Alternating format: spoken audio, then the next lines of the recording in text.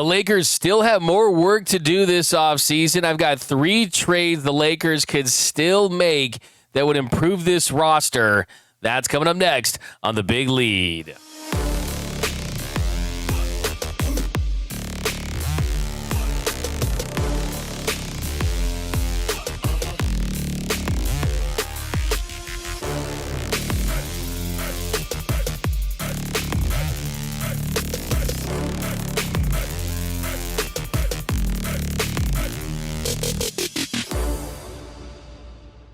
What is up, and welcome to The Big Lead. My name is Doug McKain. You can follow me on X and Instagram at DMac_LA. I've covered LA sports for over a decade, 24/7 sports, chat sports, Bleacher Report, SI, Dodgers Nation. I do sports radio for Westwood One. And on today's show, we're talking some Lakers. So, Lakers fans, hit the subscribe button, hit the notification bell. Hit the like button. You're going to find all Lakers all year long here on my new channel. But let's get right into it because the Lakers have had a really interesting offseason. You've added DeAndre Ayton. You've made moves. You extended Luka Doncic to a new contract. You dealt with the LeBron situation. We will break down their moves each individually in another episode. But today I want to focus on moves they could still make because after making all their signings, you could still make another trade, and we're not talking about a blockbuster trade, a massive superstar, or anything like that would require trading away Austin Reeves or anything like that. I'm talking about some guys that could help you that make the most sense with the current roster and what you're trying to keep. Now, this is going to sound crazy. This guy has been hated on by Lakers fans. He's truly a villain. Just like Matt Barnes was, just like Ron Artest was, just like Rajon Rondo was, right? If you think that you hate him, you only hate him because they're not on your team. And he's definitely one of those guys. Of course, I'm talking about Dillon Brooks. So let's talk about Dillon Brooks, okay? I'm going to duck here. I think I'm going to throw something at me because I'm talking about Dillon Brooks. But let's look at what this package could look like. The Suns get Gabe Vincent, Maxi Kleber, and the Lakers get Dillon Brooks. So you give up Gabe Vince, who definitely has improved a lot after it looked like he was going to be a bust of a signing. He definitely had some really nice moments last year, was his best year with the Lakers. Maxi Kleber, haven't really seen too much of him because he was injured when he was sent over to the Lakers in that Luka Doncic trade.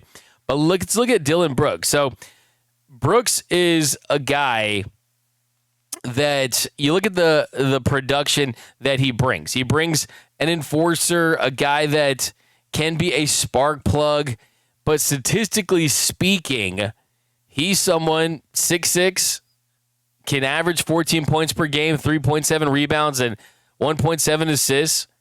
He can score. He can score a little bit for you. He can get hot a little bit for you. He can play defense for you. And then Gabe Vincent, last year for the Lakers, Gabe Vincent, yes, it was his best year. There's no doubt about that. But is he a true needle mover? Is he the guy that you thought he was going to be, the guy that he was for the Heat?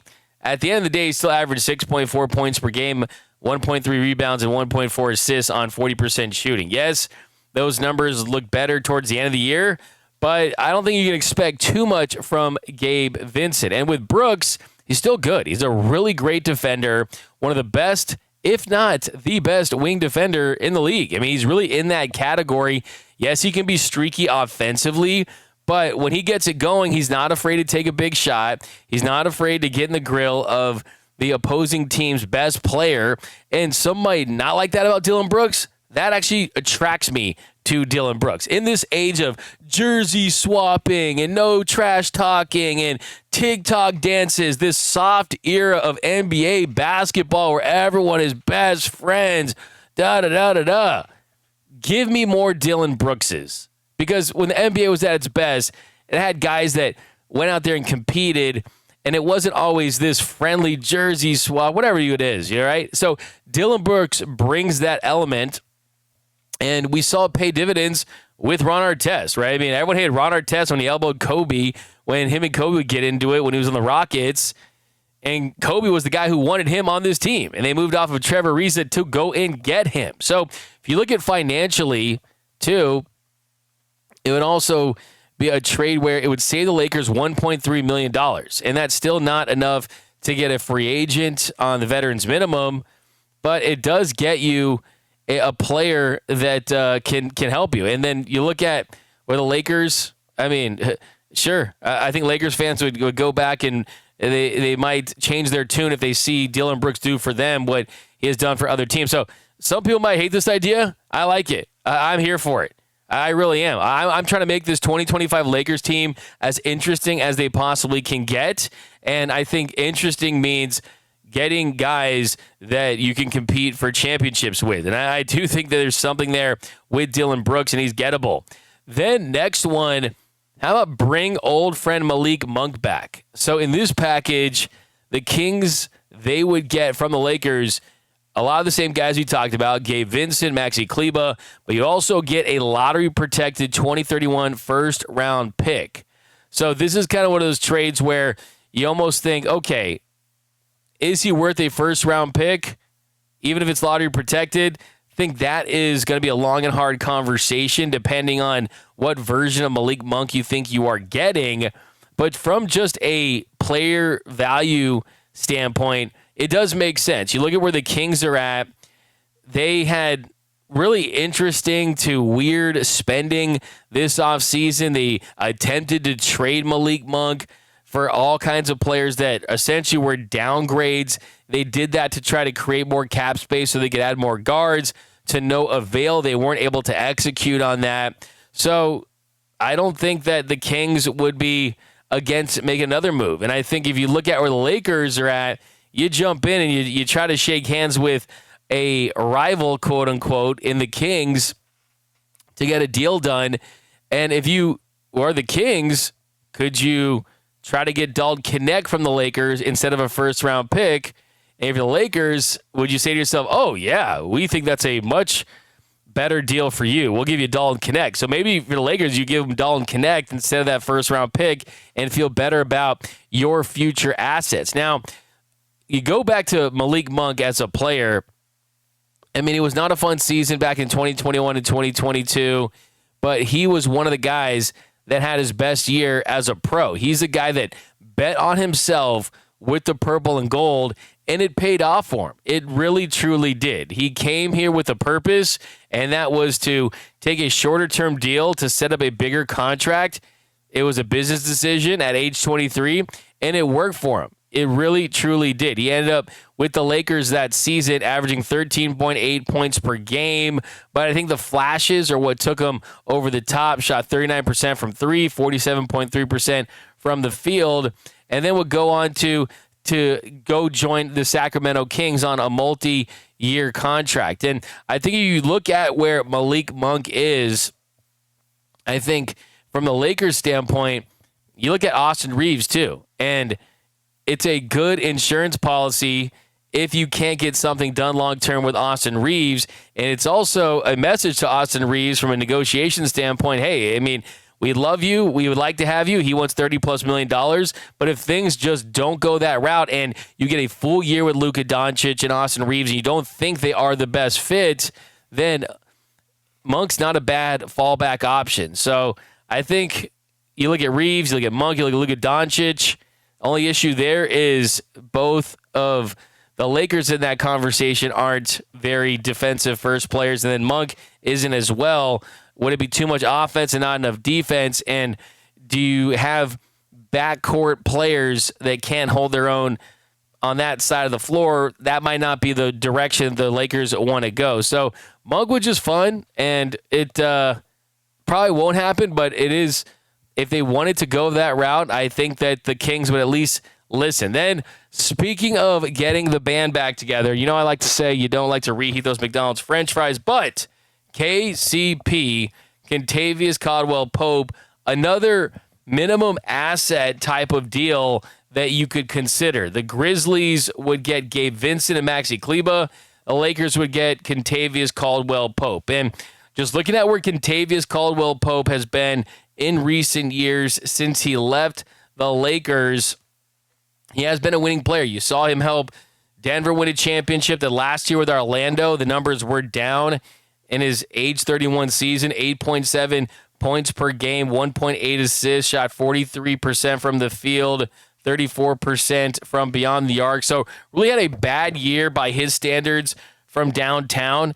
Typically throughout his career, he's been a 36% three-point shooter, but we've seen him shoot in the 40s multiple times with the Lakers. He shot 41% from beyond the arc on 4.4 attempts back in 2020 and 2021. So he's a guy that's capable from that part of the court. And he's someone that, yes, the career has trended in the wrong direction ever since he left the Nuggets when he was included in a deal that was really about matching salary in a trade that moved Desmond Bane to the Magic this summer. So it looks like he's someone that if you inquired about, that they would listen to, because Memphis, they traded Bane away, so they're not interested in contending for a title. And KCP at his age, he's a piece that makes more sense for a very win-now team. And the Lakers, they've seen the impact that he can have as a 3-and-D wing. You can never have too many 3-and-D wings. He's someone that the Lakers could just plug right in and understand his role right away. And KCP does have a player option for next season. So the Lakers, they could, part of that pursuit is messaging to the Grizzlies, hey, like, we will save you some money on that deal. And not only will we take on KCP, we're also going to send you two guys that are on expiring contracts. And Gabe Vincent, he is someone that you look at this point, the fact that you have Marcus Smart in the fold, that you're good without him, right? Marcus Smart can take most of that. And if he's the guy that he hopes to be, that we expect him to be, that Gabe Vincent certainly is more expendable than he once was. But other thing, too, Jared Vanderbilt is another guy who could be included in a deal because he has less value. He's not on an expiring contract, but we'll see. And when you look at the cap and all that, it does open up space for the Lakers. It would open up $878,000, close to $1 million on that. So you're looking for a team that's trying to stay under that first apron, and you're still far away from being able to sign a veteran minimum player, but it would allow you to sign a player earlier in the season if at the right price for the right type of player. So those are three guys. I still want to see the Lakers make a trade. I still want to see them improve this roster. I don't anticipate some type of Bam Adebayo type of swing big trade, but after you had Marcus Smart, after DeAndre Ayton just fell into your lap, one of the best value signings of the offseason, I still think you owe it to yourselves to take advantage of one more year of LeBron, possibly Luka Doncic with the revenge bod in the best shape of his career. I still think that there are pieces on this team that, if this team comes together, I expect them to be a top 4 team in the Western Conference. I just do. You've got a top 4 player in his prime, possibly a top 2 or 3 player in his prime in Luka Doncic that I think is going to win the MVP this year. I do. I think he's going to make a statement. I think he's going to win MVP. Remember, Kobe won his MVP before the Lakers had won a championship. So that's par for the course for Lakers superstars. You win your MVP, then the championship comes after that. Shaq, he won his MVP 2000. Lakers would have gone to win. And Magic, Kareem, some guys like that, different examples. But in recent vintage, that certainly is the path. So even if they don't win a championship, I think it's going to be a successful year.